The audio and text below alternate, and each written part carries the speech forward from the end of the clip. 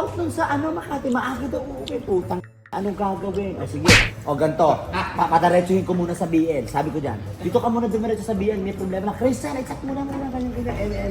Iniisip ng admin, ano po ba sasabihin namin? Sabihin mo, may mga pipipirmahan, kailangan ipasok ng ipas. Baka makakausap ng Sir BJ. Hinanap ko si BJ, tinakbo ko. Maya, tinawagan ko, nasan ka na? Nandito na ako, papanik na ako. Sabi nung nag-aayos ng plato, tinanong ko, ano meron? Birthday ko daw. Ay, puta ka, hindi na maganda. Hindi ka magandang isoprang. Napatay dito, nakita ko sa trip tumatak. Tapos nakita doon kasi Jubes, naglalagay ng letter Y, happy birthday. Sabi, ano niya? Sabi ba ni Jubes? Ay, hindi ka matagal. Ang pangit yung surprise eh. Sa office. Hindi ka magandang hindi ka maganda isopresta. Ay, wala lang sa kanya nung binati. Happy, happy birthday.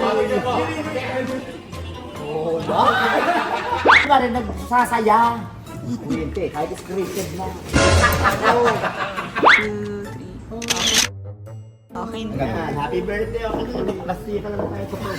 Nagutos na nga kami sa lahat. Kailangan hindi ka muna ka makadaan dito sa CHO. Yung mga tanga naman nakakontsaba, kung hindi natulog, walang signal. Mga tulig. Ano mo bukas yung pinto? Kasi baka nakalaki, mainit. Tapos sabi niya, umakit siya, umihi ata siya eh. Umihi siya. Tapos sabi niya, bukas naman son. Wala lang sa kanya eh. Kung alam naman pala niya, bakit niya sinabing bukas? Dapat sinabi niya sa radio. Dapat yan, kahit ano pa mangyari, kahit magalit ka, diretso ka sa BL eh. Ay, hindi ko po naintindihan. Di ba, magtanga-tanga na lang. Bird, Tapos, pagka nakarating na ka sa BL, tsaka ako eksena para makasal. Saan si M? Kinausap ko si M. Tulog! Sa susunod na birthday ni JB, normal na lamang.